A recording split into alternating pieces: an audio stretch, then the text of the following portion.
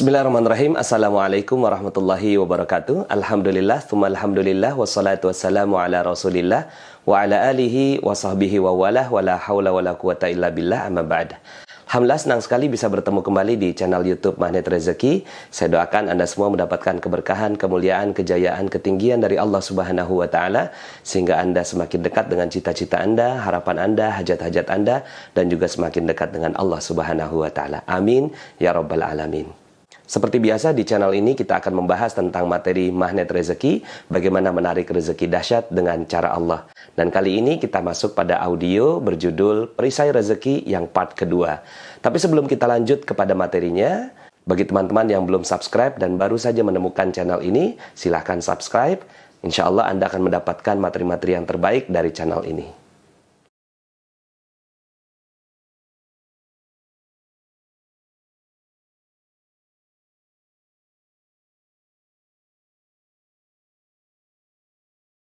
Oke, mari kita bahas tentang materi perisai rezeki dan pendalaman dari part yang sebelumnya.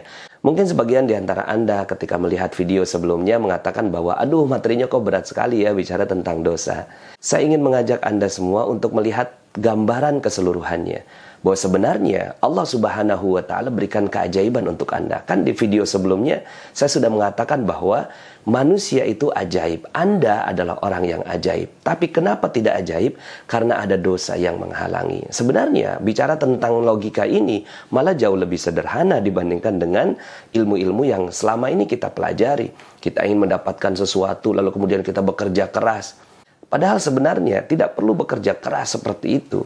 Kalau seandainya kita tahu logika berpikir ini, hilangkan saja dari dosa, hilangkan saja perisainya, maka keajaiban akan datang pada kehidupan Anda. Malah sebenarnya logikanya jauh lebih sederhana. So, saya ingin mengajak Anda semua untuk melihat ini sebagai sebuah proses. Ketika kita ingin mendapatkan keajaiban, maka sederhana. Hilangkan saja dosanya, maka insya Allah rezeki akan datang dengan sendirinya. Kan sederhana. Dibandingkan dengan kita harus bekerja keras. Betapa banyak orang yang bekerja keras, tapi dia masih menggunakan perisainya kemana-mana. Ya, dia pegang perisainya, dia pegang dosanya.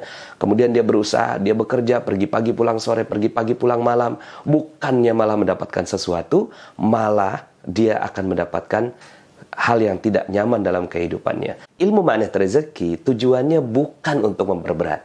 Sebaliknya, ilmu magnet rezeki bahkan untuk memperingan kita mencari rezeki. Ketika Anda sudah mau menerima logika ini bahwa perisai rezeki kita lah yang menghalangi dari keajaiban rezeki kita, maka bismillah, materi yang berikutnya akan bermanfaat untuk kita semua. Perkenankan saya menceritakan tentang awal mula saya bertemu dengan ilmu magnet rezeki ini. Satu saat saya berjalan bersama dengan sahabat saya, ada 12 orang. Ada satu orang sahabat saya bertanya kepada seorang guru, "Kiai, kenapa sih hidup ini penuh krisis, ngantri BBM, banyak orang miskin dan seterusnya?" Saat itu saya masih berpikir logika. Ya iyalah mungkin karena orang tuanya nggak kasih pendidikan. Ya iyalah mungkin karena dia malas. Ya iyalah mungkin dia nggak memiliki ilmu bisnis dan seterusnya.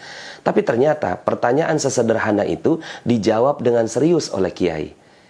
Kiai bertanya balik, sebenarnya untuk apa diciptakan manusia? Saya menjawab untuk beribadah gitu ya. Tapi kemudian kata Kiai, salah. Untuk apa beribadah? Aduh, saya agak kaget ya. Karena baru ketemu dengan seorang Kiai yang mengatakan hal seperti ini. Karena sebelumnya saya meyakini bahwa hidup adalah untuk beribadah. Wa ma khalaqtul jinna wal insa illa liya'budun. Tapi kata Kiai, bukan untuk itu. Saya jawab lagi, untuk menjadi khalifah Kiai. Salah kata Kiai. Ya karena salah semua ya udah saya diem aja. Lalu kemudian Kiai mengatakan, sebenarnya Allah menciptakan kita untuk dimuliakan dan dimanja. Allah menciptakan kita untuk berbahagia. Allah menciptakan kita untuk bersenang-senang. Allah nggak mau kita susah. Allah nggak mau kita berat. Allah nggak mau kita capek-capek mencari nafkah. Kata Kiai seperti itu. Sebenarnya ketika diciptakan oleh Allah Subhanahu wa Ta'ala manusia, tujuannya satu, untuk dimuliakan dan dimanja. Ketika diciptakan Nabi Adam, lalu kemudian Allah Subhanahu wa Ta'ala memerintahkan kepada Nabi Adam, uskun anta wa zaujukal jannah. Duduk diam engkau ya Adam beserta istrimu di surga. Wa kula minha ragadan haitsu syi'tuma. Makan semua yang ada. Akhirnya begitulah kehidupan kita. Manusia awalnya untuk menikmati semua yang Allah Subhanahu wa Ta'ala ciptakan untuk kita. Tapi ada tapinya, wala taqraba hadhihi syajarah. Tapi jangan sentuh-sentuh ini pohon. Malah disentuh oleh Nabi Adam. Apa yang terjadi? Turun ke bumi, lalu kemudian dia harus berproses. Itu ada pohon, panjat, petik, kupas, masak, baru makan. Lebih susah hidupnya. Maka kata Kiai, sebenarnya Allah Subhanahu wa Ta'ala ciptakan kita semua untuk bersenang-senang, untuk hidupnya ajaib. Di mana? Di surga. Tapi kenapa hidupnya nggak ajaib? Karena satu yang dilakukannya, dosa. Jadi dosalah yang membuat hidup kita sulit. Dosalah yang memisahkan antara diri kita dengan surga Allah Subhanahu wa Ta'ala. Di surga hidupnya ajaib. Karena ada dosa, maka keajaibannya hilang. Apakah dosanya berhenti? Kata Kiai. Enggak Kiai, dosa lagi. Akhirnya nggak boleh metik, sekarang nanam. Ambil benih di tempat yang lain, ditanam, ditunggu 5 tahun, baru bisa dimakan. Lebih susah hidupnya? Lebih susah. Karena apa? Karena dosanya nambah. Apakah dosanya berhenti? Enggak, dosa lagi manusia. Akhirnya nggak boleh nanam. Beli sekarang. Kerja keras banting tulang. Pergi pagi pulang sore, pergi pagi pulang malam untuk membeli sesuatu. Lebih susah hidupnya kata Kiai. Iya Kiai, lebih susah. Ya, dosanya berhenti? Enggak Kiai. Akhirnya nggak boleh beli, ngutang sekarang. Beli jilbab ngutang, beli pancing ngutang, beli baju majlis taklim ngutang. Ya, akhirnya ngutang jadi gaya hidup. Dia gesek-gesek itu kartu, pakai kartu kredit, dan seterusnya. Pada saat Kiai ngomong ngutang, saya nunduk teman-teman. Ya Allah, gue banget pada saat itu saya sedang berada dalam kondisi yang terpuruk. Saya sedang hutang banyak, dikejar-kejar debt collector, dilaporkan polisi, digugat, dan seterusnya. Lalu kemudian betul saja, ya sebenarnya harusnya, pantasnya kehidupan saya ajaib. Tapi kenapa saya seperti ini? Karena saya banyak dosa. Dan itu saya sadari pada saat itu. Kemudian kata Kiai gini, ya, dosanya berhenti? Enggak Kiai, dosa lagi. Akhirnya nggak boleh ngutang, gali lubang, tutup lubang. Itu saya banget gitu ya. Pada saat itu ketika ada tagihan, lalu kemudian saya coba cari pinjaman, ya jatuh tempo, cari pinjaman lagi, dan seterusnya. Sampai kemudian akhirnya miliaran rupiah saya berhutang teman-teman semua. Ya. Sampai kemudian kata Kiai gini, kau mau nggak hidup kamu ajaib? Mau Kiai. Kau mau nggak kamu kembali pada kehidupan keajaiban kamu? Mau Kiai. Kau mau nggak selesai semua persoalan hidup kamu? Mau Kiai. Kata Kiai, sederhana. Jangan buat dosa satupun. Maka kau akan rasakan surga sebelum surga yang sebenarnya. Pada saat itu saya tertegun dengan jawaban itu. Kamu juga pernah hidupnya ajaib. Tinggal diulangi saja. Kata Kiai seperti itu ke saya. Lalu kemudian pulang dari rumah Kiai itu, saya menangis sejadi-jadinya. Karena saya ingin hidupnya ajaib, tapi saya nggak bisa seperti itu.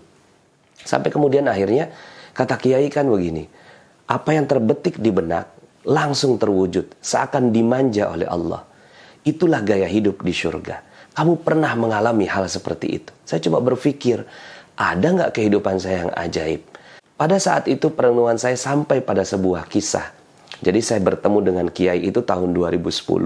Nah sementara saya bertemu dengan sebuah kisah yang terjadi pada kehidupan saya di tahun 2002. Pada saat itu saya ikut istri dapat beasiswa S2 di Malaysia. Kemudian saya ikut, kata teman di sana, insya Allah bisa dapat visa, insya Allah bisa dapat pekerjaan. Ternyata alhamdulillah dua-duanya nggak dapat. Akhirnya saya jadi pengangguran di negeri orang. Setiap hari yang saya lakukan adalah mengantarkan istri ke kampus, pulang tutup pintu, tutup jendela, malu dilihat orang Malaysia. Sampai kemudian istri saya saat itu hamil dan ngidam, tiap hari minta sayur. Saya pergi beli sayur, dia masak, besok dia minta lagi, bang belikan sayur, saya pergi beli sayur, kemudian dia masak. Sampai kemudian akhirnya saya menghayal, enak ya kalau punya kulkas, ya belinya sekali untuk dimasak 1 minggu gitu ya. Mungkin teman-teman semua pernah ngelihat film kartun gitu, jatuh itu ada burung-burung yang terbang gitu ya. Saya itu setiap istri saya bilang, bang belikan sayur, di kepala saya itu kulkas gitu ya. Saya menghayal. Cuma yang saya bisa lakukan hanya itu, menghayal. Beli nggak bisa, ngeredit nggak bisa. Karena saya waktu itu nggak kerja dan nggak punya penghasilan. Istri saya pun penghasilannya nggak begitu banyak. Enaknya pengangguran itu kan dekat dengan masjid gitu ya. Setiap ada azan, saya datang ke masjid. Nah pada saat itu, saya berdoa. Ya, doanya bener, Rabbana atina fid dunya hasanah. Tapi kepala mikirnya kulkas ya Allah, kulkas ya Allah. Sampai kemudian ketika keluar dari masjid, ada kulkas dibuang. Ya, saya dekati kulkas itu, saya buka pintunya, kemudian saya lihat masih ada bunga esnya, berarti baru dibuang. Nah, orang Malaysia itu baik hati. Kalau mereka mau ganti perabot, tinggal letakkan perabot yang lama di depan. Silakan diambil sama siapa saja. Tinggal rebutan aja sama orang India, Bangladesh, dan Indonesia. Nah, pada saat itu saya belum pernah memulung sebesar itu. Ya, kalau yang kecil-kecil saya udah lihai gitu ya. Sepatu, sendal, blender, mainan anak itu udah lihai. Tapi ini kan besar, apalagi saya sedang diawasi oleh polisi imigrasi. Kemudian saya telepon teman saya, Pak Dodi, ini ada kulkas dibuang, boleh nggak kita tarik? Jomlah, tariklah. Kemudian akhirnya teman saya itu bawa motornya, letakkan di atas motor, nyampe rumah, nyala. Oh, ini yang dimaksud sama Kiai. Kamu pernah hidupnya ajaib. Pada saat itu saya berpikir, oh mungkin ini yang dimaksud Kiai. Saya pada saat itu nggak bekerja, saya nggak beli itu kulkas, saya nggak nyicil itu kulkas. Kemudian kulkas itu datang pada kehidupan kami hanya dengan berpikir, oh ini barangkali. Ya, kata Kiai, terbetik di benak, langsung terwujud, seakan dimanja oleh Allah. Pada saat itu teman-teman semua, saya seperti memiliki energi yang luar biasa. Oh iya betul, saya pernah hidupnya ajaib. Dan kata Kiai, tinggal diulangi. Nah, faktor yang saya pelajari adalah kita nggak mungkin juga kan, ya, nggak buat dosa satupun gitu ya. Mana mungkin, kata Kiai kan, jangan buat dosa satupun. Kita manusia biasa. Oke, mungkin orang-orang seperti Kiai, orang-orang yang waro, yang zuhud dan seterusnya sudah mampu seperti itu. Nah, derajat untuk saya ini akhirnya berhati-hati dari dosa. Maka itu yang menjadi tagline bagi saya. Ketika berhati-hati dari dosa, akan terjadi keajaiban. Ketika berhati-hati dari dosa, kau akan rasakan syurga sebelum syurga yang sebenarnya. Pada saat itu saya juga berdiskusi dengan beliau, bukankah kita belum masuk syurga, Kiai? Kata Kiai, jarak antara syurga akhirat dengan syurga dunia setipis kematian. Tapi keajaibannya sudah ada sekarang. Syurganya sudah ada sekarang. Setelah itu, saya memiliki energi luar biasa. Oh ya betul, saya hidupnya bisa ajaib. Dan insya Allah hutang-hutang saya, amanah-amanah saya, semua hal-hal yang saya inginkan bisa terjadi pada kehidupan saya. Dulu saya menamakan ini ilmunya ilmu kulkas. Ya, saya menamakan ini ilmu kulkas. Saya hanya berpikir di kepala, cering datang terwujud. Dan ternyata betul. Nah faktornya, satu saja faktornya, sederhana. Berhati-hati dari dosa. Nah setelah itu teman-teman, saya ketika ada keinginan, saya hanya berpikir di kepala, saya hanya merasakan dalam hati saya, lalu kemudian tiba-tiba terwujud. Ya Allah, saya pengen pergi umroh. Alhamdulillah, saya baru 33 kali pergi umroh. Saya harus berhati-hati berbicara seperti ini. Karena sebenarnya saya nggak bisa apa-apa. Saya hanya memesan keajaiban. Cuma, itulah Allah Subhanahu wa Ta'ala. Yang saya ingin sampaikan kepada Anda semua adalah keajaiban Allah Subhanahu wa Ta'ala. Yang hebat ya tentunya Allah. Saya nggak bisa apa-apa, saya hanya memesan keajaiban. Saya hanya berpikir di kepala, ya Allah saya pengen pergi umroh. Waktu itu saya pernah mendengarkan ceramah Ustadz Yusuf Mansur, kalau jarak antara beliau dengan Ka'bah itu seperti pintu samping. Ya, ngebuka, udah Ka'bah. Dalam hati saya, ya Allah saya pengen seperti itu. Lalu kemudian saya tanamkan pakai ilmu kulkas gitu ya, yang dulu saya yakini, subhanallah. Tiba-tiba ada yang telepon, Pak Nas, ini ada Ustadz nggak jadi berangkat, boleh nggak Pak Nas gantikan? Tapi saya bukan Ustadz, udah gampang Pak Nas, yang lainnya semua akan ada mutawif di sana. Subhanallah, saya malah menjadi pembimbing free, gratis. Dan setelah itu saya ngomong sama jamaah mohon maaf ya, setelah selesai itu ya acara, saya sebenarnya adalah Ustadz pengganti. Mohon maaf kalau seandainya pelayanan saya kurang maksimal. Ternyata setelah itu jamaah malah laporan ke travel. Dan akhirnya saya dijadikan sebagai pembimbing umroh dan haji di Mihrab Qalbi Travel. Hanya berpikir, ya Allah pengen pergi umroh. Tiba-tiba berkali-kali. Bahkan dengan itu semua, ya saya akhirnya bisa keliling dunia. Ya, saya bisa pergi ke Mesir, ke Abu Dhabi, kemudian ke Dubai, kemudian ke Petra, kemudian ke Masjidil Aqsa. Subhanallah, ya, bukan saya yang hebat. Ya, misi saya dalam menyampaikan ilmu magnet rezeki ini adalah fa'amma binikmati rabbika fahaddis. Maka nikmat Rabbmu sebarkanlah. Ini adalah testimoni. Yang saya testimoni adalah kekuatan Allah Subhanahu wa Ta'ala. Maka kalau seandainya Anda mau melakukannya, insya Allah Anda bisa. Saya pun berpikir, ya Allah, saya pengen sekali keliling dunia. Akhirnya ya saya dengan istri saya ya pergi keliling dunia dengan ilmu magnet rezeki ini. Hanya berpikir di kepala, ya Allah, saya pengen pergi keliling dunia. Akhirnya kita pergi ke Singapura, ke Malaysia, kemudian ke Turki, ke Korea, ke Jepang, kemudian ke Eropa, ya, kemudian ke Belgia, ke Nederland, ke London, ke Paris, ke Barcelona, ke Andalusia, ke Hawaii. Subhanallah. Luar biasa. Sekali lagi, bukan saya yang hebat, tapi ada kekuatan maha dahsyat. Dan ternyata faktornya cuma satu. Berhati-hati dari dosa. Yang penting adalah pada saat kita berhati-hati dari dosa, maka keajaiban itu akan sangat-sangat mudah sekali datang pada kehidupan kita. So, saya ingin mengajak Anda semua untuk memandang ilmu ini dengan gembira. Saya ingin mengajak Anda semua memandang ilmu ini dengan optimis, ya. Bukan dengan memandang, saya kan banyak dosanya. Tidak. Allah Subhanahu wa Ta'ala mau mengampuni dosa-dosa kita. Asalkan kita mau mendekat kepada Allah Subhanahu wa Ta'ala. Dalam sebuah hadis dikatakan ketika kita mendekat kepada Allah 1 langkah, Allah mendekat 1000 langkah. Ketika kita mendekat kepada Allah dengan berjalan, Allah mendekat kepada kita dengan berlari. Kita semua makhluk penuh dosa. Bahkan mungkin saya dosanya lebih banyak daripada Anda. Pada intinya, Anda adalah orang yang ajaib. Asalkan mau menurunkan perisai rezeki. Asalkan mau menurunkan dosa kita.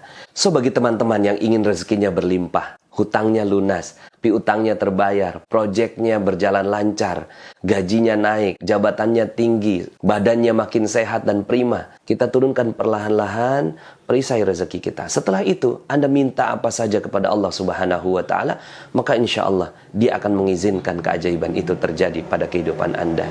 Itu yang terjadi pada kehidupan saya dan juga para teman-teman yang mencintai ilmu magnet rezeki. Maka itu pun juga yang akan terjadi pada kehidupan Anda. Insya Allah Anda adalah makhluk yang ajaib. Tinggal kita sempurnakan faktor-faktornya. Dan insya Allah dalam video-video berikutnya kita akan lanjutkan materi ini sampai Anda menemukan potensi terbesar diri Anda dan menjadi makhluk ajaib sebagaimana yang Allah Subhanahu wa Ta'ala inginkan untuk Anda. Saya Nasrullah, sampai jumpa. Assalamualaikum warahmatullahi wabarakatuh.